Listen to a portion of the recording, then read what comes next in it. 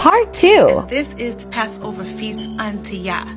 On the 14th day of Nisan or Abib, the Israelites were to take a perfect 1-year-old male lamb or goat and slaughter it. Take its blood and put the blood on the doorposts of their homes. Roast that lamb or goat by fire, and then go into those homes and eat it with bitter herbs and unleavened bread. And they shall eat the flesh on that night, roasted in fire with unleavened bread and with bitter herbs. They shall eat it. Do not eat it raw nor boiled at all with water, but roasted in fire with its heads, its leg, and inward parts. So the lamb must be roasted by fire. It cannot be stewed. It cannot be boiled or baked. And this is how you eat it. Your loins girded, your sandals on your feet, and your staff in your hand. And you shall eat it in haste. It is the Passover of Yah. And this is the Passover meal. It is called the Seder. The Seder is a ritual meal that is done in a particular order.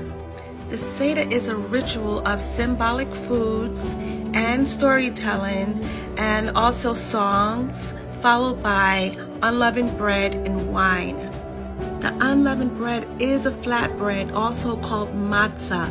It is made on top of the stove or in the oven without yeast or any rising agents. No baking powder, no baking soda, just water, flour, and maybe a little salt. It's called matzah, so we'll be eating lots of matzah and drinking plenty wine. This takes us right into the next feast, which is called the Feast of Unleavened Bread, or Hag HaMotzot. This is the festival of unleavened bread. For 7 days we are to eat unleavened bread, bread with no leaven whatsoever.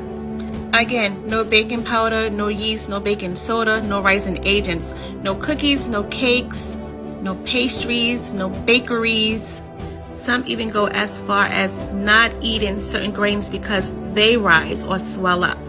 And that is because anything that rises or swells up, like leaven, or causes something to rise or swell, like any type of baking agent, baking powder, baking soda, is symbolic to sin. And we are to rid ourselves of sin. So before this festival, we are to rid our homes of anything that rises. So we must clean out our cabinets and our pantries. Pasta is also one of the forbidden foods to have during the Holy Week unless it has a kosher seal on it. Oh, and also if you want to use olive oil in your flatbread, that is also permitted. And the meal was eaten in haste because the Israelites was about to flee from Egypt.